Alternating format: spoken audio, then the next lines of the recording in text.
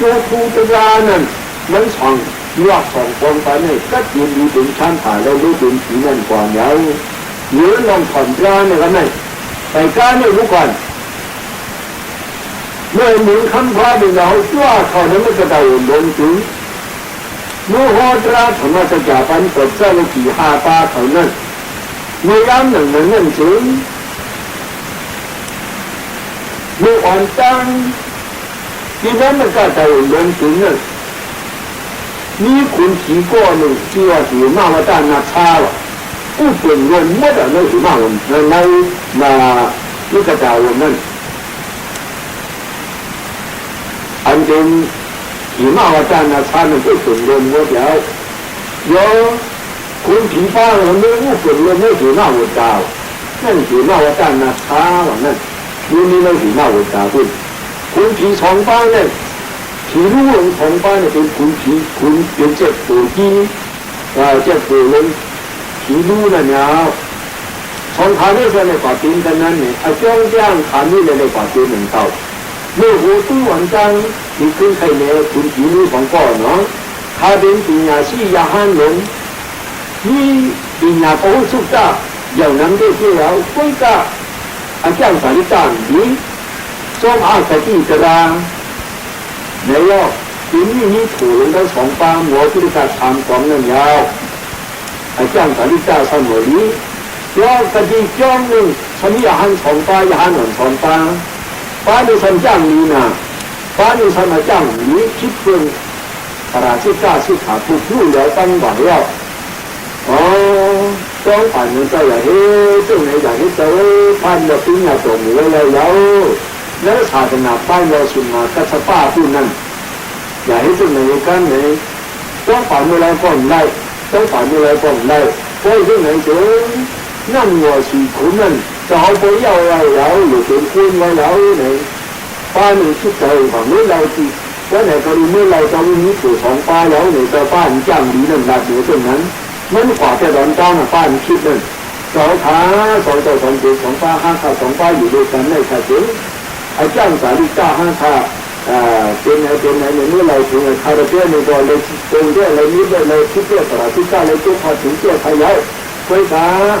คาราเต้ที่เราคาที่เลยทำมันจ้างดีมันดีเลยสารของมันค่ะที่ไหนเลยแล้วมีมาต่างเราที่ใจฉาตัวพาสองใจของเกียรติของป้าเราเพราะว่าต่างเราก็ในเพราะใจฉาชุ่มแช่เอาคาราเต้ภาพพิษเพื่อนนี่เราก็เนี่ยแล้วศาสนาพระนี่เนี่ยคาเต้นไม่อยู่ว่าพายาวถึงเราถึงคุณพายาวในน้ำหัวสีขุนปลายชุดอยู่ได้เนาะมันฝังมันวันอยู่ใจนั่นไหนอ่ะเจ้าวิธีถูกของป้าเนี่ยนี่ก็ความเอากว้างต้องฉีดอันนี้จีนมันขอเราอันดังเลยถึงมาใจละหันจ้างมีฉีดยาตั้งขอเราเนี่ยห้าขาสองป้าอยู่ด้วยกันใจละหันป้าไหนปราชิกาสีป้าแต่ป้านั่นพอถึงมาสิขาผู้ผู้แล้วทุ่มปังว่าทุ่มไหนเอาดีท่าที่เจ้าที่สิขาผู้ผู้แล้วทุ่มปังว่าทุ่มไหนเอาดีท่าแต่เนาะทุ่มแค่มาตอนนี้กำขาเนี่ยกันไหนวิถีของป้าเนี่ยมันคิดแต่ต้องคิดทั้งนั้นที่ถูกเลยถามมันมีเลยถามทั้งนั้นมันถูกเลยถามมันถูกเลยถามทั้งนั้นซึ่งอย่างนั้นเราเนี่ยอันชุ่มชาติปันว่างชุ่มชาติปันเจ้าละหันวันอันเจ้ามีชีวิตเนี่ยนั่นว่ามือต้นก็คือเลยห้องให้ใส่คือว่าเนาะศาสนาพระได้ชิมนาก็สป้าเนี่ยรู้แล้วคุณต้องทำอะไรศาสนาเจ้าก็เจ้าชิมนาก็สป้าชุดมือได้เย้ายาแต่พันพวกห้องไผ่ลงขึ้นเมื่อจำวิถีอย่างนั้นชีลายดูศาสนาพระดูเจ้าหนานี่ก็อยากให้จำดีเท่านั้นชีลายศาสนาพระดูเจ้าดูศาสนาพระดูเจ้าอันจำตอนในที่ซีกว่าซึ่งเจ้าอันนี้ลูกอันยาอีกด้วยกันนะข้ามไปนั่นเนาะนั่นยาวเพราะจะให้มือเขาได้รู้ศาสนาพระดูเจ้าเขารู้เขาอยู่จ้างมือนั่นนะที่อารมณ์ของเขาเลยอยู่ที่เชื่อเหมือนนั้นไหนเราก็ไม่พูดเราเนี่ยอย่าห้ามจ้างมือก่อนบ้านนั้นทำขึ้นกว่าชั่วป่าสู้จริงเจ้าวินิจถือสองบ้างมันว่าซึ่งหาดีครับเพราะว่ามันมาหลักที่จะจ้างดีนั่นเหรอจะว่าเขาคิดจะว่าเขาตึงกว่าใน5 วันกว่าซึ่งเจ้าวินิจถูกจะว่าเขาคิดจะว่าเขาตึงจะว่าเขาดีเพราะไหนกันไหนหรือป่าสู้เนี่ยเจ้าวินิจถือสองบ้างมันคิดก่อนคือทั้งนั้นมันตึงมันตึงทั้งนั้นเนี่ย做翻的一定係物翻嚟透過航體，你有個弟弟啊，叫做阿俊，出到阿俊啊，五個阿俊，四個阿俊啊，個弟弟阿時間，嗰個一喊都起來的咧，就好阿爺等人哋阿爺等都好過唔好了，我一喊都起來的，你有這種能力嘅，你咧阿隻恩人，你普通班買這個產品呢？但是那邊就主機主機，那我在那差了查打基地那差了了，查打基地那差屋那個大人，來這人當那當成跟着主機用了，主機的用了，安排那邊主機的那那問題呢，那我在那差呢，差那個什麼，那我在說那你要用嘛，沒有，那我在說那個在你家你在那個過程裡邊準備過呢。像只家人，你看啊，沒有咁咪，他們就後方的抓住那個大人們從卡拉山的老皮們，下來的東西其他就沒有了，就係但你來你辦法唔係但你來點，因為真從啲東西嗰啲東西搞啊電柴呀嘛都自打開先講能講唔見嚟，所以乜嘢嚟呢คุณผีนี่อย่างเช่นอย่างนั้นฮับตัวเหงาทำไมพวกพระผัวเขาได้จ้างฤาษีเนี่ยพวกพระผัวเขาเนี่ยหาหลักฐานเยอะหลักฐานเนี่ยเช่นนั้นพวกนั้นมาหาฝ่าพ่อตาทีนั้นก็กระจายลงผีเราได้ไหนถึงนี่ผีมาว่าด้านนาชาเนี่ยมันรู้สึกไหมนี่กระจายลงผีนั่นใจมันหนีมาวันนั้นใจมันเพิ่งเกิดเดี๋ยวเล่าเพิ่งเกิดเดี๋ยวเล่าเช่นนั้นมึงมองใจก่อมันอยู่มาเจอหรือไงนาผ้านามึงไม่อันต้นหมดตัวหมดตัวไม่หมดหมดไม่ทันได้พุทธนะพุทธเน่าผู้ถ่ายผู้จังซึ่งอย่างนี้ได้ก็มาในสิ่งหันไงสิ่งหันไงการไม้หรือสิ่งเส้นไม้ซึ่งแย่วายชุดมึงที่ตั้งแล้วว่าอันหันนะนี่ใช่จริงๆนี่น้อยนั่นนี่สมัยที่ซึ่งนั่งเกี่ยวกับในใจนั่นแล้วใจซึ่งใจเกี่ยวกับเหลือแต่เราพูดกันน้องก้านน้องขาเนี่ยอยู่ในนี่ว่าเราหน้านี่ว่าเราหน้าหาปลาจากกู้จานันเกี่ยวมาซึ่งอย่างนั้นเลยเราก่อนตั้งเราอันเป็นคุณผีเขาเพราะว่าอันนั้นส่งผีเลยแค่ฝ่ายอาจจะตัวละเลยฝ่ายเราคุณพันเขาพันไม่ได้ชิดแต่ทุกผีไม่ได้อาจจะตัวฝ่ายเรามันผีมาว่าจานาชานั่นก็ดูใจจริงๆนี้ผ่อนนี้นั่นเลยเราก่อนตั้งเราถ้าเขาจากใครเมื่อก่อนเนี่ยในก่อนยิงปลาหรือว่าในกล้องต่างๆเขาแล้วเนี่ยวันมันยิงปลาหรือว่าในกล้องต่างๆเขาเนี่ยกับเจ้าชื่อในเมืองอะไรนั่นวันในเมืองเขาที่นั่นวันไหนชื่อในเมืองนั่นโอ้อันเป็นที่มาว่าแต่นั้นชานั่นก็มาพูดถึงกันนั่นน่ะพวกเขามาพูดกันนั่นนั่นเลยเจ้าเขาก็แล้วเนี่ยไม่ใครจะใครยึดทางหลักพระปู่จะว่าเนี่ย总ใช้พระด้วยใช้พระด้วยก็总当地理财会更高当我那了上节目才有不拉他新完ตัวนี้ขาหมูกันจะได้จากก่อนในกล้องต่างๆเขานั้นขาเจ็บกันนั่นว่าแต่ต้องหนอคำว่าผู้เตรียมคำอันตาตีแจ้งมีในมันอายขันทัดแถวไข่เหนียวนั่นฝั่งลายเหนียวที่ขี้ลูกชาตายเลยมันเจ็บแค่ไหนจ้าถามกันดูกล้องต่างๆเขาในพื้นที่นั้นนั่งเรียนนั่งเมืองเสาที่นั่นลูกยิงสัตว์ที่กว้างลูกยิงมันผ่านแต่นาสัตว์ชิพาชิพที่ไหนนะสัมภาระสร้างการดูที่จะมีช้อยนั่นว่าชายสร้างการป่าขึ้นหนูซึ่งนั้นเดินยังมือเก๋ดูทองการดินขึ้นซ้อนนั่นว่าก็ไหนคุณผีสองป้าผีสองป้าเนี่ยอุปกรณ์หรือกล้องต่างๆมันนั่งเลยนี่น่ะเสียงสังง้อเนี่ยเอาคือหวนขอซึ่งนั้นเลยเอาใจในที่วันนี้สมาธิหินเกี่ยวมาอยู่เนาะผ่านยุคที่อันสาช่วยสร้างลังผลอุปสาราสารอัปนาสารม้วนเขาสอนเปลี่ยนการนั่นเนาะอุปสาราสารมันทุกทีอยู่ภายตั้งนอกนั้นไปเข้ามาที่ว่าดันชายจากเขาอันว่าจังเงินกันออกเสียงกันหนึ่งหมอกเสียงนั่นเนาะหรืออุปสาราสารนั้นน่ะมันจะเข้ามาไกลได้ยังอัปนาสารมันจิ้มยิงเยอะมันเรื่องเสียงออกทีน่ะจากนี่ก่อนนู่นเลยอัปนาสารนี่สารจิ้มที่ในหูนั่นน่ะม นางว่านั่นคือมันว่าทำนางกาลี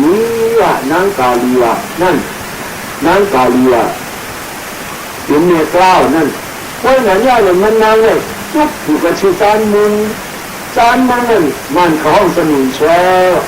แต่ว่าจานมึงก็ดันบอกขนาดเสาจุดเหนือจานมึงกดดินสัดการตัดสินทางเป็นในผู้ยังประจังบอกปอกนี้ผัดการออกแรงหาตีกันก็นั้นจิตเป็นหัตตาจินเจ้าจิตใจยิงหาที่ทางตัวมันคืออยากจะหวังมุ่งหน้านั่นน่ะห้องว่าจานมึงว่ะตอนนั้นนั่นก็อยู่ตรงไว้อันเหนือไม่สมุนใช้หนังการใจว่าจานมึงในเรื่องนั่งการเรียนนั่นเมื่อสอนมันจริงหญิงทีนั้นคือมันอัปนาสารนั่นวันเลยมายาวจบกับขนาดจับลูกทีนั้นสั่นแล้วนั่นนี่เลยพับในอันเขาว่าวันเก่ายุคนามพุทธเย็นขาดพุทธเย็นถึงปีนี้ปานขาดเงินยุคนามกล้าเลยพุทธเย็นว่าพับก็เลยพุทธเย็นกว่ากันมากกล้าจะแบบนั้นพูดก็พูดได้เนี่ยมันออกสู่ขึ้นมาสมาพัดสมาปานมากท่าเช่นไหนเลยมันนั่งกาเดียนจนเจ้าพระปวดเป็นหัวไอ้มาก็จะเริ่มใหม่ที่แค่ทั้งนั้นมาก็จะไปที่ผู้ทั้งนั้นเป็นมันนางเป็นอะไรเขาก็แต่นั่นหลาเนี่ยแล้วอันจ้างด้วยศาสนาสมาทานรักลูกชายคุณว่าคำมึงอะไรนั่นภาษาคุณว่าคำไทยอะไรว่าใกล้คุณว่าคำไทยอะไรว่าใกล้นั่นเขาสั่งขอที่ป้อยเรากันหน่อยขอเกี่ยวป้อยเรากันอยู่เลยมันใส่หน้าจีนป้อยเรากันว่าขอเกี่ยวกับที่ว่าห่างหัวมันอะไรว่าใกล้ผีนี่มันยาวเพราะว่าเกี่ยวกับที่มันยาวเพราะนั้นเพื่อความนั้นนึงอะไรว่าใกล้ผีนี่มันก็จะชดไล่อันเดียนหลังนั้นเราปฏิชัยเราทีเลยนั้นนะอันเดียนใต้คุณว่าคำนั้นก็ทีหลอดมาเลยตราทีไรแล้วทีไรเสียทีไรมาตราผูตราฝ่ายแล้วเนี่ยถ้ามีเราหันจึงนั้นอย่างนั้นก็ว่าจะมีห่างของนั้นอะไรว่าจะทีนี้นั่นในเนี่ยก็ไม่ทีรู้เขาเชื่อฝ่าป่วย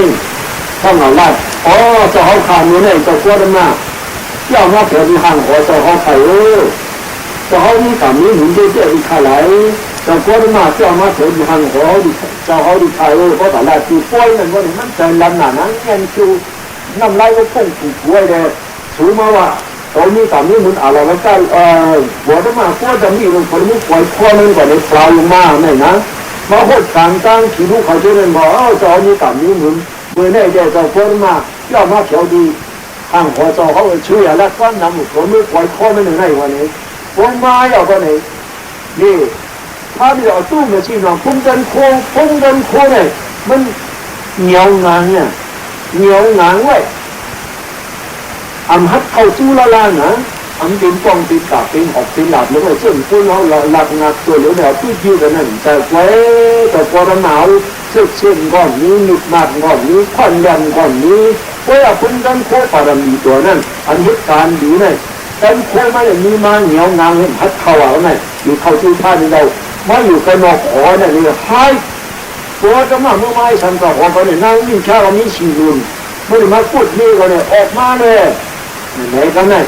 ออกมาเลยเนี่ยเราก็ต้องมาก็สำนึกตัวนี่ออกไปสู้มันอยู่กระตุ้นนะเนี่ยเมื่อออกมาฉันขึ้นเข้ากันเนี่ยหัวเขาเนี่ยมันออกมาเลยขึ้นเข้าไปเลยทำขึ้นเข้าไปขึ้นวันนี้เจ้าฝรั่งเขาเลยก็ขึ้นกว่านี่ขึ้นลงมาเลยที่ในที่มือโหทำเลยตัวเมืองโฟเลียงนั่นแค่แต่หนูใส่เขาใส่ออกติ๊กใส่พอมันคือมาสัมพันธ์คนคอยติ๊กเงียนมันหมดเลยว่ะในใจมันว่าเนาะเจ้าพาเป็นเราเนี่ยพาเป็นเรายื่นกันขันที่เราจะดีละเพราะว่าใครมันอะไรแล้วกับอยู่ด้วยนั่นแข็งลงเลยสองมันจะยืนเกี่ยวอะไรยื่นถึงเราพุ่งกันคู่ต่อผ่านช่างนี้ซึ่งอยู่ในตัวผ่านช่างของจริงถือว่าก็จริงอะไรอยู่ที่เลยมันต้องยึดต้นอะไรนั่นเฉยเลยปล่อยมันว่าติ๊กปล่อยมันยึดติ๊กขึ้นเข้าว่าเลยมือออกมาก็เข้าว่าพูดนี่ก็เลยออกมาขึ้นแม่ฉันขึ้นเข้าฉันออกมาพ่อฝ่ายก็เลยเสียงหูเสียงหนักก็ไม่เชื่อหูเขาเนี่ยพวกเขาทำดูเหมือนอยู่ที่ปุ๋ยนักการไปบอกขัดสันติมันต้องคอยเกี่ยวลอยกว่าวันนี้พวกเราเชื่อหูวุ่นใส่ทีผ้าเป็นใจเสียพ่อวุ่นใส่เนี่ยเป็นแขนที่ทีผ้าเนี่ยใจล้ำจุดนั่งหินมันก็ลุกก็ลักเลี้ยงจอกตามดูซ่อมหินเลยนู้นพวกเราถูกน้ำลายพวกเราถูกไม่กัน หมอกคุณวันทำไม่ได้หมอกคุณคุณชิ้นอย่างน้อยหมอกคุณคุณยิ่งเล่นชีวิตหน่อยมึงแรงไรนับฉีนั่นไรก็พวกเราถูซึ่งนั้นยาวนั้นยาวกันเลยเมื่อมีการถ่ายทุกทีเลยว่าในทำงานช่วยในบุญน่ะช่วยแล้วพวกเขาลอนบุญอะไรก็เลยไพ่ที่ไม่กำปาใครไม่หูเนี่ยพอให้ไม่หลังใจลำหนาแล้วว่าเราช่วยล้นนั่นเลยบุญใส่ผ้าดินเราบุญใส่ว่าไหนซ้ำเป็นช้างเนาะ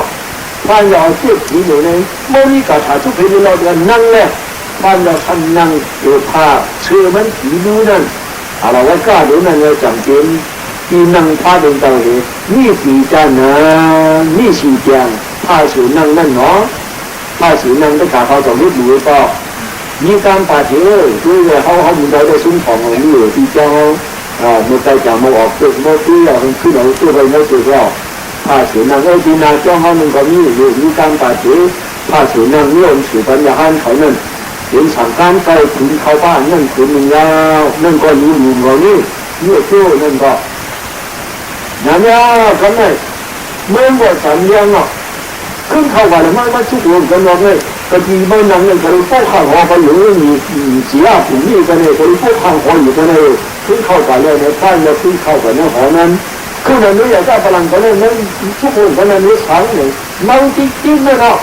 พอมาพันเนี่ยว่าเชื่อขึ้นกันเนี่ยอยากจะพลังมันเนี่ยก็กันนั่งอยู่บ้านไหนถึงลงมาเลยไม่เห็นว่ากันนั่งอยู่เนี่ยมันเมื่อมาละคนเมื่อมาคนที่จะเขาจิ้มดูมาถ่ายต้นสมุทรหรือฝนนั่นเลยว่านั่นว่าอะไรว่าผีนี่นั่นบุญคำรับเลยว่าหันใจไม่เนาะลงมาเลยเนี่ยท่านจะสั่งตอบกันไหมอะไรว่าก้าวเขาทำล้มยาวไม่ให้สังนั้นล้มมาติดทางไหนก็เขายังรู้ก่อนไม่ดีจักเขาตีนเขาวิ่งกับผ่านพุ่งสมุทรจริงทุกข์ใจมากเลยยินว่าสุทัศน์นั่งช้าเนี่ยถ้าทุกข้าจริยาสาวผีผู้หันมาติดอนาคตที่ผ่านกาลชามป้าเลยที่เจ้าเกี่ยวที่เพราะว่าเนื้อใจมันไม่ทำผู้ก็คือพอเขาว่าเนื้อใจนักเนื้อใจว่าอินทร์ทำผู้เขาท่าเจ้าก็ทำใจไหมอะไรก็กล้าถือดูเองแล้วเนี่ยทางชีวิตคงชื่อว่าก็ทำให้เขาข้ามตัวทอดโมเดลว่าไงอ่ะก็ท่านว่าเขาหันตัวทอดโมเดลผู้ไหนที่มองถึงเรื่องเราเขาที่มองถึงเรื่องเขาฆ่าเนี่ยมันมีชิ้นข่าวออกมาเนาะที่มองถึงเรื่องเขาฆ่าอันเขาทุบดีให้ตายบอกว่านั้นไม่จักอันเขาทุบใจให้ตายบอกว่านั้นไม่จักพ่อแม่เขาฆ่าเจ้านั่นตายกว่าเจ้านั่นคนพี่น้องเราเจ้านั่นตายกว่าเจ้านั่นเขาสั่งเขาฝ่ามือเลยเพราะเหมือนตราไม่เราพอนั่นพ่อยุดเนื้อเรียกว่าฝ่าอะไรบุญว่าฝ่าดีที่คนคืนบุญว่าฝ่าอะไรบุญว่าเขาสั่งเขาฝ่าพ่อช่วยเจ้าอะไรจึงพ่อได้มาวางนั้นทุกข้าก็รู้อยากกันรู้ชิมว่าบอกลายไก่หน้านี่ตายกว่าถึงไหนเราหันหัวมือเลยที่ตูนก่อนมาคนฟ้องก็สีกำลังดูเขาหน้าเราคนใจเขาเป็นคนทำไมก็ตัวถึงว่าเมื่อเขายืนเช่นตายกว่าตั้งดีเนี่ยนี่ก็เฮ็ดดีที่ได้ตายกว่าคนนั้นจะจับพอทำหน้าว่าพอยึดตาหน้าศีลาอ่อนนาซึ่งนั้นยื่นปันกันด้วยการศีลซึ่งในยุคก่อนนะกรรมฐานซึ่งในเรายื่นศีลอยู่ป่านว่าดูว่าขันธ์ด้านก็คือหนึ่งนั่นเกี่ยวกันยื่นศีลมาละต่อหน้ามาละต่ออีกหนึ่งไหนเป้าหมายตัวเหมือนในสายป่าที่ไหนเราที่ตัวก่อนนะดีประมาณเขาก่อนพันหน้าดูเขาก่อนพันหน้าที่ไหนพวกเนี่ยก็พาเรื่องว่าตายป่าเขาคนนี้อยู่กับเราปุ้มที่ทางเขาหน้านี่ได้ที่เขียนเนี่ยพอเขียนอะไรมันฟังนะเนาะไอ้เขียนอันแบบที่เขาไล่นั่นก็นั่นฟังนะมันได้เลยหลักเนี่ยคืออันที่ผู้พาที่ไปแล้วไหนอ่ะพวกเนี่ยเขาคันนั่นตายว่าเขาดูไหลพวกมาแข่งพวกเนี่ยนั่นนี่ก็นี่นั่นหลวงหมูนั่นนี่นั่นหลวงหมูนี่พาไปก็ตู้มือชิมพาตู้ช่วยนึ่งกันเลยนั่งฟังผ่านฟังหรือผ่านอู่หังเนี่ยนั้นอยู่เท่านั้นก็นั่งจ๊อกซอกเจ๊กแซ่บดูหมกหมูชอบหมกหมูมาจู้สิเดี๋ยวอยู่หมกเดี๋ยวมาหมูนั่นยาวๆกันได้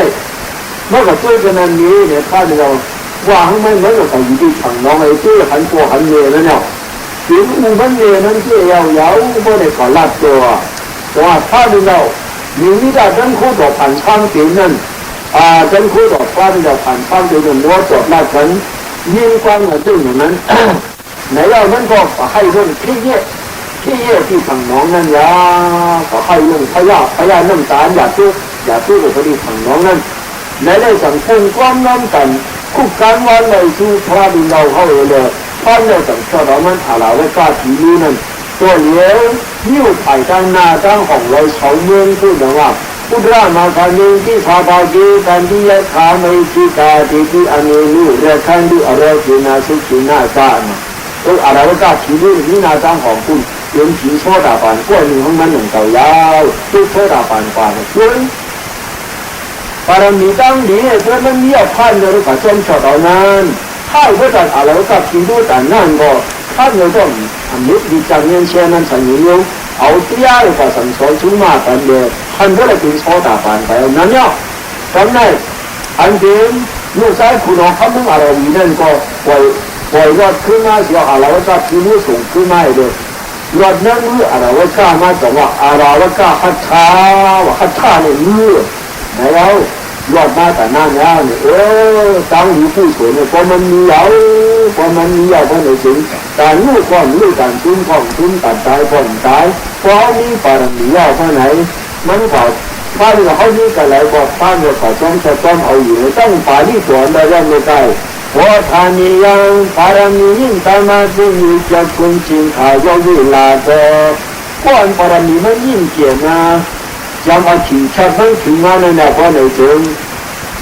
สนางมีอายุนิ่งกากาซึ่งเลียจานินตุสาตตวาโกทัตวาอันหนุนหมอกบูสันติที่นั้นว่า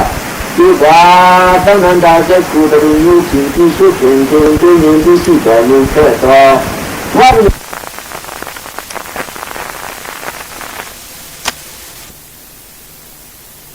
แต่ดูนี่สิ่งที่สุดเป็นเรื่องที่ยิ่งที่สุดต่อมีแค่ต่อว่าเราเขาปวดว่าเพราะเขาเอาอย่างตัวที่หันบ่าเพราะในจริง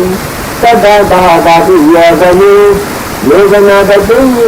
จะถึงนักการเรียนอย่างฮะวิชากว่าละเรื่องนี้ยาที่ได้ยัดขนาดที่ไปเลยเขามามันใครว่าอยู่ตรงนั้นเพราะมันก็คือถึงแสนอยู่ด้านในก็แสนอยู่ตรงนั้นผู้อยู่ด้านในก็ถ้ามีน้ำนี่คือขาไม่คือจานห้าจะอ้อมขนาดไหนเชียงเองผู้ขั้นใจไว้ล่ะอุปการตัวนะของหนึ่งใครยี่สายที่จะพาที่ละเจ้าตัวเดินมีไปหมดคำพาเป็นจะเขาเลยผู้เรียนตัวเนี่ยที่กล้าก่อนในกองกลางหาเสียวนะนายผู้จานินดีกว่าสัตวาโกสัตวาอันนี้เจ้าหน้าที่ผู้ปารมียังทำไว้อาชีพปัจจุบันคันราเลยเจ้าหน้าที่ผู้นี้เนี่ยเอาออกมาผู้ใจนั้นเนี่ยนั่นเนี่ยก็ดีที่สาลีสิ่งสาสิ่งเลี้ยงเลี้ยงสิ่งที่สิ่งที่ดมูตะดีดังนั้นเลยพระเจ้าขอพระบรรทุกข้าแต่มีเพียงมีรถท่านพระเจ้าที่ตรัสร้ายแล้วคนไหนจริงไอ้เจ้าที่ยาเนี่ยขึ้นจากขนาดทั้งนี้หมกมือนี่ก็ง้อเอาอย่างทางนั้นนัดของไอ้ที่ลงมาก็มีเสียวหมกมือดูนั่นทีตาอย่างที่ดูป่ามาเหมือนแล้วตัวคนเจ้าหน้าที่ผู้นั้นก็ไหนจริงล้อสุดราชันดานิกาโกคาเรที่ทองดานิกาดี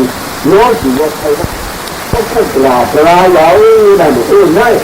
เขาจะเป็นใครที่คนป้วนอยู่กับแต่ละมาพวกน้ำมันเนี่ยไม่ขาดนาฟ้าเลยนะเขาพูดขาดเลยก็มีแต่แค่ได้เพียงแต่แต่เนาะ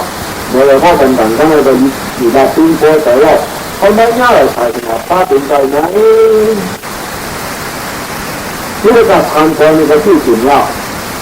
เพราะเขาไม่อยู่ที่เราทำพอ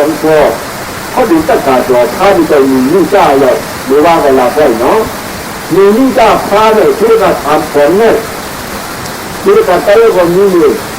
ที่เรางานคนนี้เลยที่เราทั้งสายที่ตัวคนนี้เลยเพราะเราอยู่ในการเนี่ยที่เราทำความมีเรื่องพอเพราะถ้าทำจ่อเนี่ยที่นาจ้องทำมาอยู่ห้องของเก็บเสียงทุกหน่อ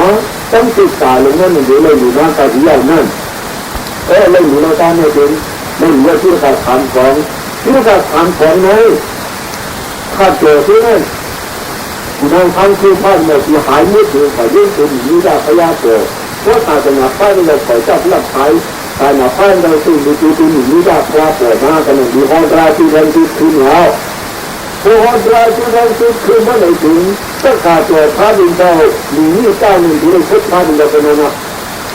พุทธพระบิดาพุทธเรื่องนี้para mulia dan jugaคุณสุดท้ายก็ได้ยินตราพระบิดาเป็นนะ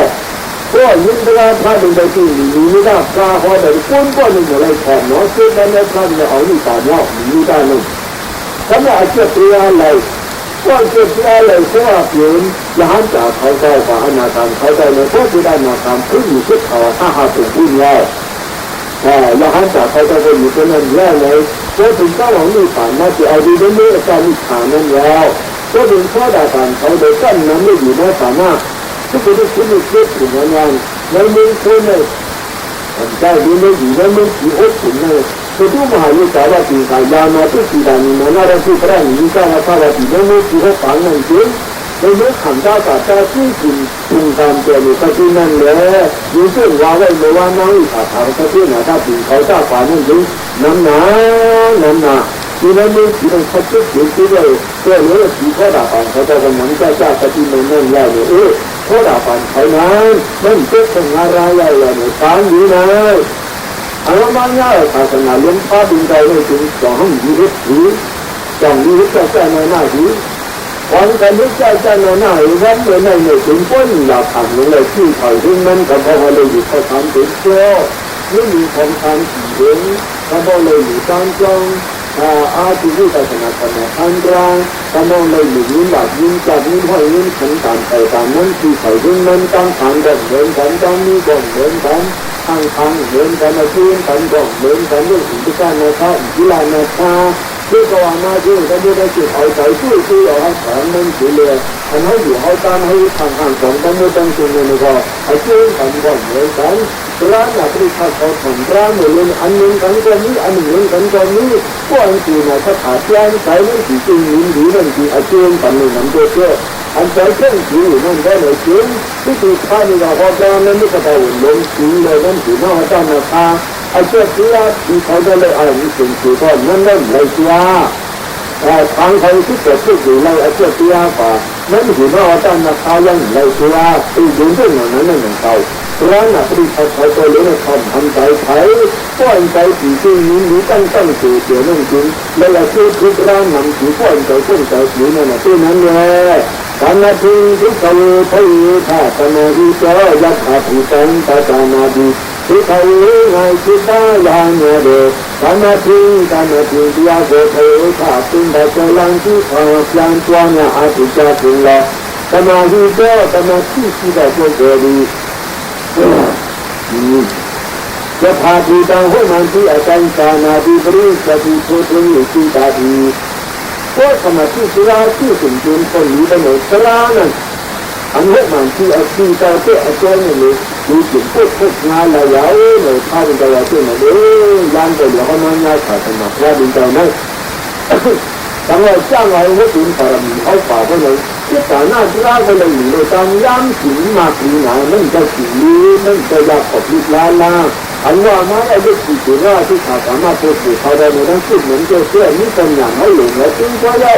เขาดูกันแล้วก็ดีเนาะคนนี้สิ่งที่ทำด้วยคนเนี่ยจะกลายเป็นเจ้าที่นั่นเขาถือว่าตัวเหลือในกับสิ่งย้ำมากเลยให้ดูก็แล้วก็ดีเนาะทำไมไอ้เรื่องพอมาขนาดท่านเลยต้องไม่ได้ดีนะเนี่ยที่มันรู้สึกว่าที่ว่าอยู่เนี่ยถ้าตัวทั้งนี้ทั้งหลายเลยทำขึ้นนึกถึงเจ้าเงินเชื่อถึงไปกับที่จะใช่ซึ่งมาจากแต่นั้นเลยช่วยมีตังเนี่ยช่วยหรือว่าท่านนานอย่าช่วยของมองเดี๋ยวจะช่วยเดี๋ยวช่วยลองช่วยเมื่อที่ช่วยทำฐานมันหนาเสียเลยนึ่งอย่างนั้นทางขายยาฟ้าพร้อมกันยำถึงของหน้าการต่อวันสามเงินเลยบางทีมันเดือดมุดไอ้ตีนตันดีงามเลยที่เราฟังราเขาฟังถึงซึ่งจากอภัยความเสียงขนาดจะหายากแต่ก็อยู่กันอย่างอ่อนกันอยู่ว่าป้าผ่อนเนี่ยตาเพื่อนเราถามว่าแต่นี่คือเรื่องการตัดสินที่ตายสี่คู่ไม่เชื่อเย้าต่อวันไม่ได้อ่อนอย่างร้อนไม่ได้ง่ายเลยย้อยอันเถื่อนน้อยไม่ได้เหมือนกินไอ้ช่วงตลาดลงอันดีเลยมันมาย่อยดีเลยมันมามันจะขึ้นไหนแล้ว นั่นแต่เมื่อปัจจุบันจะเป็นจิตจิตท่องแต่นั้นหรือนั้นก็เพียงเป็นมังกรหรือมังกรเนี่ยอันนี้ทั้งนั้นยาวอันนั้นเราทำนั้นเป็นให้ความเป็นและเป็นอันไปสายความนั้นไปขี่ไปทั้งดูซึ่งย่อมจะไปสายความนั้นจะเดินข้ามไปก็จะถูกสันตราเขาทางเราดังนั้นตีคันว่าดูเขาเล่นก็ถือเราว่าเจ็บเจ็บกว่าตัวนึงก็ขยันย่ำมาที่นี้ละครั้งช่วยอยู่ในก็เป็นย่ำหนึ่งเนาะซึ่งเหมือนเราเนี่ยไหนแค่เราออกมาทำข้าวแต่ดีงามอันนั้นอาจจะอันจิตอันทองในสมองนี้ทั้งอันที่อันจะอันก้อนนี้ทั้งก็กินเราไม่ยาสมองนี้ทั้งเกี่ยวซื้อต่างๆเขาที่ก็ได้หมดเดี๋ยวกินต่างๆเลยไอ้ที่เห็นกินแต่เนี่ยฉันไม่อัตราคือเรื่องนะอัตราไม่นับคิดว่าคือนาทีคือนานั่นคือเขาข้าที่จะกินแล้วคือหนาวอันนั้นกินต่างรถไฟแรงแข็งนั่นจ้า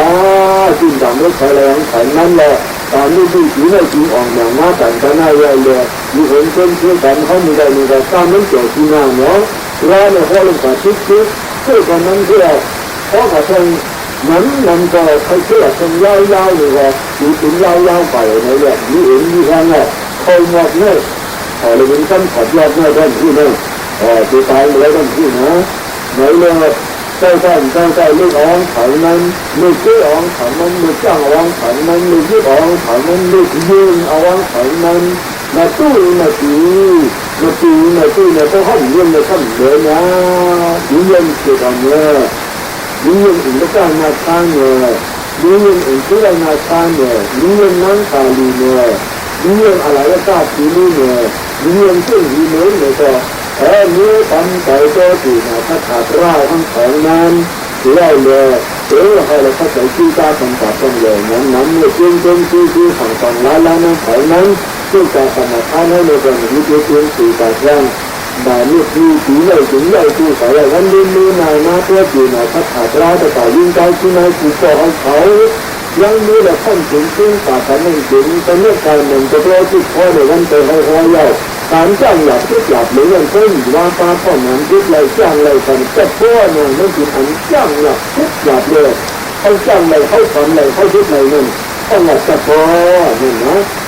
ที่นายอภิษฐานจ้างนั่นก็เลยคือหันหลับอันทุกหลับนั่นทุกไรออกมาไหนเนี่ยนั่นแต่เมื่อการหนึ่งจะพ่อทุกพ่อเนี่ย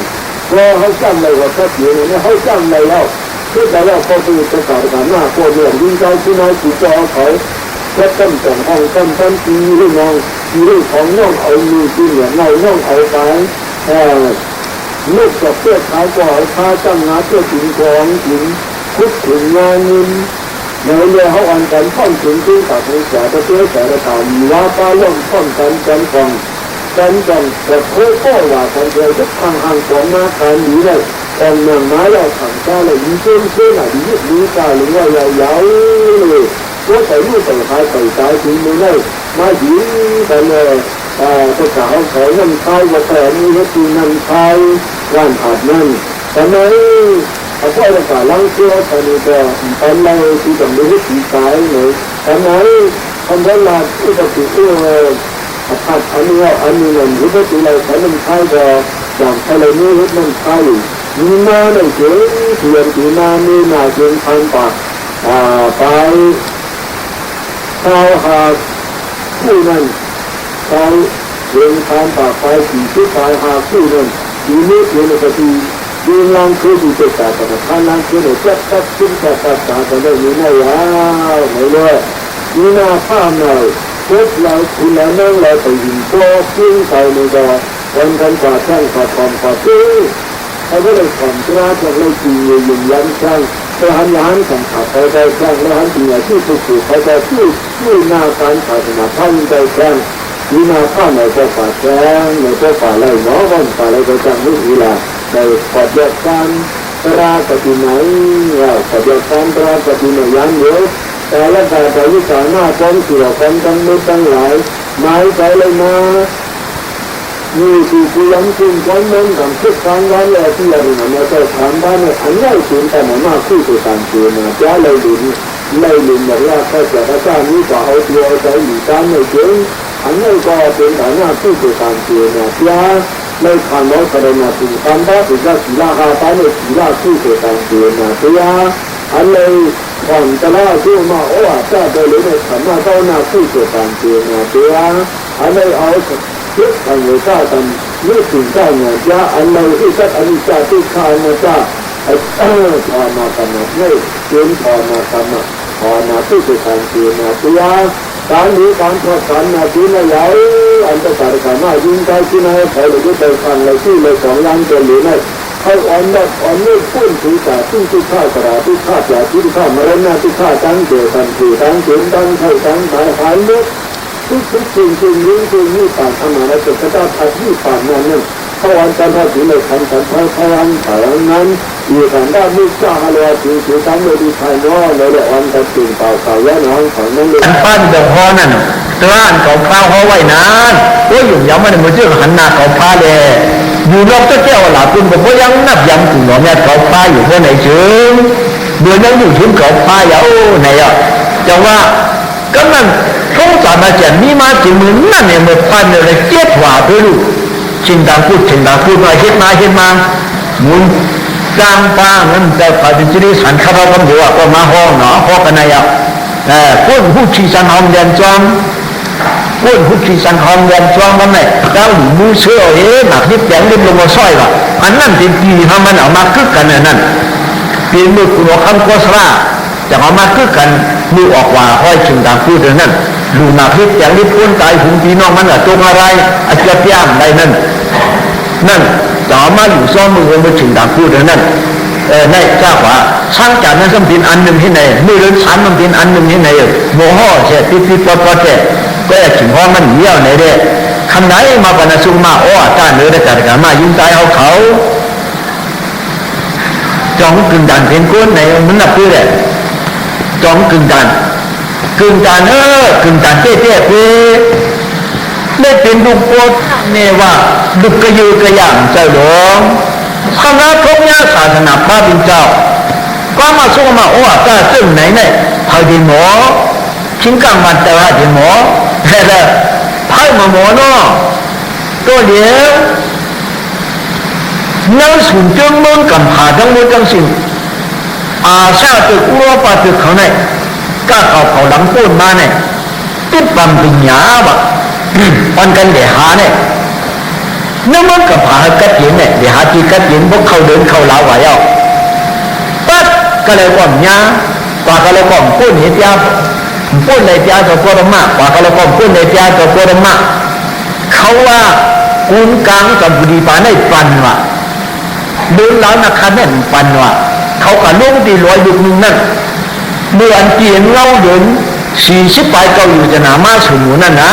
เขาจะได้หาคุดดินหาเก็บปากหินอยู่นั่นเดินในค่ายกว่าเย้าก็ต้องขุ่มมันดีงามยุบเงินการจ้าเลยหันดีงามนั่นเนาะ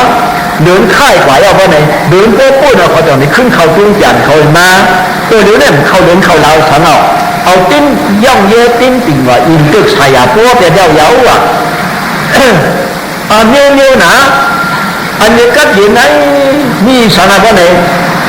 ปัจจุบันก็เลยก็ดูจ้าตัวโคตรมาเลยตัวนี้ตัวนี้ก็ฟ้องอยู่เสียเสียนี่ก็ดูจ้าตัวโคตรมาเลยเขาหันหัวมุงได้ก็มีแต่ชิดได้ขมหมอมันได้ย่องเย่ติ้มติ่งเหี้ยวอันที่ก็ยินไอ้ว่ะอันที่รุ่มตายอันที่มีสังเงินเสียอันรุ่มอันที่ก็ยินช่างสารในพวกดูจ้าโคตรมามีสังเยาไหนเด้หากว่าหาขึ้นเนื้อกำพาในยุคเตี้ยเนี่ยอุ้มหันยีงามเยอะๆนามเตี้ยเนี่ยพอมหันเนื้อกำพาพอมหันในปีมาเลยน้ำมือปีทองสู้เขาในเลยกูมาเลยน้ำมือปีทองสู้เขาในเหี้ยวอันผู้จักยุคเตี้ยนามเตี้ยนามังกิจจุกามาดายาหูปังกิจทีอันว่าเขาว่าเมื่อไหร่นะยุคเตี้ยนามเตี้ยเนี่ยมาเลยน้ำมือปีทองสู้ในคือไหนเนื้อกำพาตั้งสูงมาเลยน้ำมือปีทองสู้เขาในนำหัวมันดีถึงจึงสั่งมดเขาหลีในบ่เนี่ยการนาตั้งชิ้นกี่ด้านย่างควายเยี่ยนวังอสุยาเขากับลูกมาไหวนาเขาตู้สายนาฟ้าเนี่ยเขามาจ่อยแขมเจ๊ๆว่าเขาก็ฮักโคเจ๊ๆว่าอย่างนั้นดองจ้างตั้งกันไผ่ปฏิบัติในอันนี้น่าตัวเสียตัวมันคุ้นเนี่ยตัวเสียตัวมหาจี ตีนกระเทียหรือมันเจ้าแค่ตัวเลยตีนหนังปัดหนึ่งก็เยอะหนังปัดสองว่ากูวิปัสสนาหนังปัดสามตีนซึ่งเรื่องนั้นเนี่ยอย่างนั้นอันย่าหมดเตี้ยเนี่ยก็ย่าหมดเตี้ยเราลองจังกันกันภายปริยัติภาษาภาษามันนั่นเหมือนจะเขามาเยอะอยู่กระดิ่งตึกจากย่องบุยจอพิจารเรื่องปังลงใจดูเนี่ยปริยัติก็ธรรมะปาลาเนี่ยนั่นเป็นปริยัติศาสนาเนี่ยย่ออันนี้จริงยองสวยในซ้ำจันภายมันตบภายมันนั่นก็ศาสนานั่นเมื่อมันปัดปืนก็ตีนตบภายมันตีนศาสนาเขานั่นอันพูดไม้เอาสามนี้ป่วยซื้อยากยิ่งข่าวที่ในเขาสาคนกันเลยมาถึงเนี่ยมีกายก็ซึ่งไหนก็เอาย่องป่าไม่เขาจะชิบเก่าป่าเลยที่ไหนย่องปิดกาย่องเหมือนจอเนี่ยมาป้องมันเพราะใน18ป่าเนี่ยเรื่องย่องหน่อยๆตายเป็นสมบัตินี้ช่างให้ป้องอยู่4 แสนป้องอยู่3 แสนวายนะทิ้งอยู่แล้วทิ้งอยู่แล้วเนี่ยนายทองพังอยู่4 แสนค่ะวันเนี่ยต่อไปที่นายทองนายยอมอยู่แล้วล่ะนายอยู่3 แสนนายอยู่3 แสนค่าเนี่ยทิ้งอยู่แล้วอยู่4 แสนเลยวันเนี่ยใจเป็นคนใจทางต้นนายอยู่แสนมันว่างเนาะในหัวไล่ย่อมป่าไม่ทางต้นเท่าป้างก่อนนะเจ้าไหนจ้าเจ้าผักไข่ต้นผักไข่ดูผีมาจ้องวันแบบปางมงคลหันต้นหรือมาจ้องจุดกัดจ้องหรือจ่อเส้นอะไรก่อนเนาะเด็กเขาจำไม่พอตัวยากหันหรือมาหนำมาผู้ที่ผู้เดียนเอาต้นหรือหนำมาอันนั้นก็เป็นปริยัติศาสนาตายาเขาศาสนาพระดินเจ้าหายตาเมียจูจีปวาปุ่มปาหางจูหรือวิญญาสัตว์อันพระดินเจ้าโคตรมวยว่าโยคอนันดามยาธรรมโมสาวินโยปิญญาโตโตโมมมิตยินาโตโมตถาโตโมมมิตยินาตถาดีอันว่านั่นใจไว้ของพระเขานี่ปั่นไปแล้วปริยัติพิจารณาต้นผม3 ของในที่เป็นพระเป็นเชียงสูเป็นเชียงจ้างที่เป็นพระเป็นเชียงสูที่มาสั่งสอนชุมมาสุยาวนับยามเอาขนันตานะวันไหนนี่อย่างนับยามกับปุ่นมาติ๊กตาโน่ติ๊กตาที่บอกว่าท่านเขานี่ปั่นสังเกตนาตามสืบมาเลยโจถึงมาลักทักษะเจ้าหลวงเป็นเจ้ากังข้ามาเนี่ยกาปิญญาพอกาพิจารณาทีรีบวรญาณวัติรูปมาตุจาวุฒนายกาชาตัวเจ้าเมืองสมุทรอ่อนหูเสียวเกจังไว้เปรียบที่พระธรรมปาละถึงมาลูกน้องจับเตกันไหนญาณปัมปราพิจารณาปีรีบวรก้อยตัวมันก็ญาณปัมภาวาพิวมภะญาณตามภาระวิเคราะห์ค่อยกันสิตัวมันเราเลยเจ้าสายญาณเป็นก็เป็นผู้เหก็ไม่หลุมล่องจับเดียเขาเจ้าภายเล็กทอกจ่าเจ้าผู้กวนเขาเจ้าส่วนหน้าปางลองเขาบอกใครต้องเขาเจ้าเรากาเขากันไม่กาแทงพวกล้วนนะพวกล้วนในเจ้าป้านี้นั่นทำไมอย่างนั้นเขาต่างมันจีนพวกล้วนนะเมื่อไหร่พวกล้วนเมื่อตรงจับย้อนเจ้าว่าเขามาเนาะจับย้อนเจ้าว่ามันก็เป็นพวกล้วนจ้าป่าอุ้ยยาจีนเขาสั่งสิงได้เที่ยวหมวยจ่อเขาสู้จริงตาเขาจ้าป่าผู้ที่ผู้เดียนในเพื่อนเนี่ยเป็นได้ว่าหายใจเลยวันกันเช่าดิฉันดิขึ้นไหนข้ามยากลงตัวอยู่ยากทุกข่ายจ้าใครจะกล่าวเขามาอันพองซุ้มซ้อมมาตัวยินเนาะมาตัวยินเนาะพองเขาจะซุ้มซ้อมนะจะป้อยหนึ่งหลงไอ้นี่ละซอย1 อันไว้ก็เลยซอย1 อันไว้มัดตั้มเนี่ยย่อว่าไหนยี่ปันเข้าผ่าวันเขามันเอาโจ้ลงหัดเขาไม่หวานเขาไอ้กินไหวนั้นเนี่ยว่ะก็กินเอาไว้กับเจ้ากินนอนผัดกินนอนอัดไว้ขบาดีเนี่ยด้วยขบาบาเดียวแล้วจะดันดันดันทอดดันดันดันทาราวุนาดันเดียวแล้วดันเงี้ยดีขัดดีชอบกันยอดตุกสินทักษะเขาเจ้าลงไม่ยาวดีดูพวกการดูหนึ่งแค่เขาติดทำไอ้เจ้าติดในจู้ซีป้อนอยู่เนี่ยสะดวกตั้งหลายอันฟ้าจะติ้งอยากมานั่นยาวตัวไหนเนี่ย อันจะการการมายิ่งก็เราขอต้องรู้จังสิ่งในก็เจ้าเลยคุณเลยนั่งเลยคอยเชื่อว่าอันมาญาศาสนาพาเป็นเจ้าในพวกว่าเจ้าจีน่ะยังว่าในสิ่งไอ้จูมันมือหนาเนี่ยที่เพียงเจ้าเจ้าสารีบุตรรานี่ที่เพียงเจ้าเจ้านันตานี่เจ้านันตาให้อวยวิชาเจ้าตะกาเขาให้เกิดอยู่ในเจ้านันตาช่างสู้จ้องไว้เวลาที่กระทำของไอ้พวกเขาเลยยิ้มเอาเดียมันขายกันถ้าก็ปักไว้น้ำมาหูใจเขาในเสียงว่างการมาเป็นเจ้านันตาในพวกมันเจ้าเลยยิ้มเอาวันเหมือนซึ่งแค่ไว้น้ำเปลี่ยนหมักหินว่าชูตะกายิ่งใจเจ้าเลยที่ว่าวิชาในก็อ๋อเจ้าเขาอันนั้นข้าเกิดชูตาการปฏิบัติศาสนาต้องไม่ต้องเสียงที่ไหนที่อาทิตย์การสามปอนฟันจะห่อไว้หนึ่งวันมือหนามาว่าเขาขาดยินเข่าหูหยอดเทียมมันผัดแล้วหูใจเขาขาดเขาขายเต็มเรื่องเลยก็ดีชุดร้องหน่อยนั่นก็ชุดร้องดีชุดร้องอยู่ก็รัวชุดร้องหลายๆก็เหมือนเอาไข่ปากกัดเขาห่อนำไหนเอาหนานั่นเขาปากกัดก็ห้องปานถึงตั้งดูว่าก็นี่แก่ดูก็หลูแก่อองสักแก่ก็หลูแก่ทำเพียนป้าอย่าก็ป้าเรียกเลยป้าเรียกเขาเลยสิอองสักแก่หลายจ้าทำเพียนป้าอย่าก็ป้าเรียกเลยเพราะชุดร้องนี่ที่อาทิตย์การสามของพวกเขาขาดยินเอาอามาสิญญาเขาขาดมันตั้งไว้น้ำมโหสถเหมือนเจ้าเจ้านันจาจ้องไว้ที่การสามของนั้นอย่างที่เขาขาดยื่นในเหตุการณ์อันว่าทราบว่านั้นดูนั่นการหมอชุดร้องพวกดูน้ำแค่มือนอดูน้ำแค่มือดูป้าตูนดงนั่นน่ะเขาเลยกินเหลืองเขาดูเหลืองในน่ะตอนพอไปเงี้ยเลยเหลืองให้เจ้าก็หนังฮัดดูเขาบอกคนฟังหลวงเขาว่าจ้างเขาคนนะคนฟังหลวงได้ฮัดถึงมาเขาว่าจ้างเขาคนดังมึงหลงคนเดียวว่าก็บอกเงินเหลืองให้เจ้ามันก็ฮัดดูฟังหลวงเดี่ยมใจโอ้ฮัดดูแค่นอฮัดดูแค่ออกสักเตี้ยเลยดูน้ำนี่เขาได้กินน้ำเขาได้กินเหลืองเขาได้ดูเหลืองในนาอายุทงปากกระชับชุนเห็นเหมือนในพวกชิงวันเดียวว่าจำตายมาเผยมันเดียวหลวงชื่อไปตายเนี่ยเขาจะชื่อตาฝังเผยน้ำเนี่ยเขาเสียเจ้ภูมิอายภูมิแห่ฮัดผ่านหานนี่ใจกระรู้หนามเนี่ยการเนื้อและการสามารถยิ่งตายเขาเสียกำเกาะกันเจ้าไหนในบ่ไหนจื้อว่าเข้าใจเขาคอยแล้วบ่ไหนก็ตอนในสวรรค์การมือหนักเขาจะจู้ตาแล้วเผยมันคือถูกอยู่น้ำเหตุการณ์เขาจะจู้ตาเหตุการณ์ขึ้นกันได้เนาะพอไหนยุบมือไว้ช้าแล้วก็ไม่ได้ว่าถ้าจะอุกามาฟ้องสุดฟ้องน้ำมุดทั้งสิ้น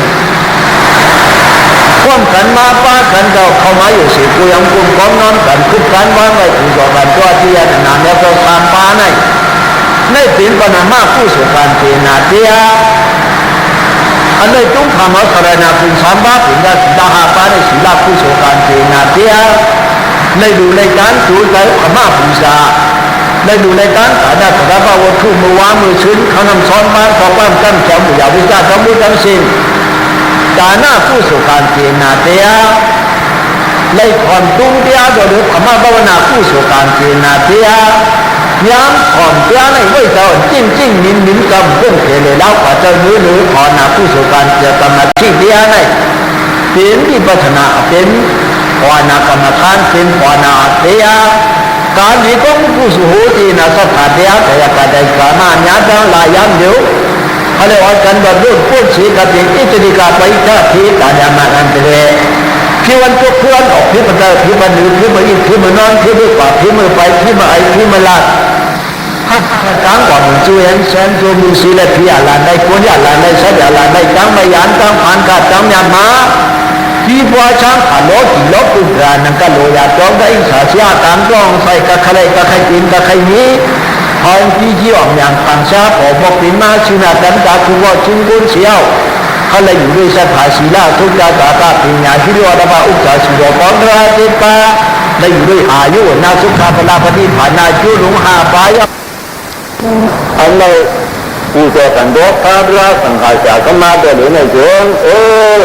ในเกาะเหมือนเครื่องหันวันนี่แหละ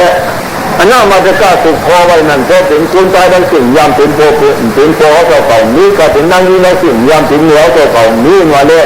ยันยานสังขารตัวทั้งสิ่งเขาในก็ทุกสิ่งนว่าทุกสิ่งนว่าปฏิสังขารโอ้ตอนที่มันนั้นก็ขันธ์ที่ขันธ์ก็จักอีกครั้งในเด้ขับนพังทั้งหมดทั้งสิ่งอันจะการกรรมยิ่งใจเขาเลยอีกทั้งยานสังขารตัวทั้งสิ่งที่ตัวกันตัวไหนอันนั้นมาจะการดันรามิงจะแสนพันสิ่งนั้นพวกเราเป็นมาพิจารณากรรมวิธีการมโนกรรมสักการผลยังก็อนุญาตใส่ข้างวางวิจิตรนั่งเผามันต้องหมดทั้งสิ่งที่ยาวถึงอันเดรมากอันเดรโตหนึ่งอลูจ้องเจ้าเลยใครการใครชื่อใครฟ้องลูกลงห้องสูงฐานะพระเป็นเรากันดาสุดาวิปัสนาถูลาลงจ้างการกรรมปฏิปทานสีป้าเจ้านี้กับพระพุทธเจ้าอาจารย์30 ปี10 ปาอย่างนั้นเขาที่อายุนะสุขภาพที่ผ่านมาชื่อลงหาปาจิเลทางคัดทางห่างบ่อเลยดีๆงามๆเพื่อถึงมาย้ำที่สีมาเพราะว่าเงินจากที่กระสิ่งย้ำที่ย้ำสิ่งนั้นเขาเลยเป็นพวกผู้ทุกข้าพปฏิปทาขึ้นป่าถึงเนี่ยเลยมาเกี่ยวเลยเกิดยังง่ายเหมือนเช่นนั้นขอมาย่อมมือไกลเลยผู้กูเลยมาว่าง่ายขึ้นจะสารีพวกราเขาเจ้าป่าได้เหนือคุณหมอคันหลงขึ้นขอดนาเขาให้เป็นผู้เกิดทุกข้าพปฏิปทาซึ่งนั้นเลยมากเลยขู่ยาหั่งยาจากกาจากกังเขียนนางเขียนใจเขียนจริงเขียนนายเขียนยานสังขารสำนึกเกิดดังขึ้นเขาอดนี้ก็ถึงกระจ้าขัดขันเขาทั้งเผามันเลยจ้าเนาะ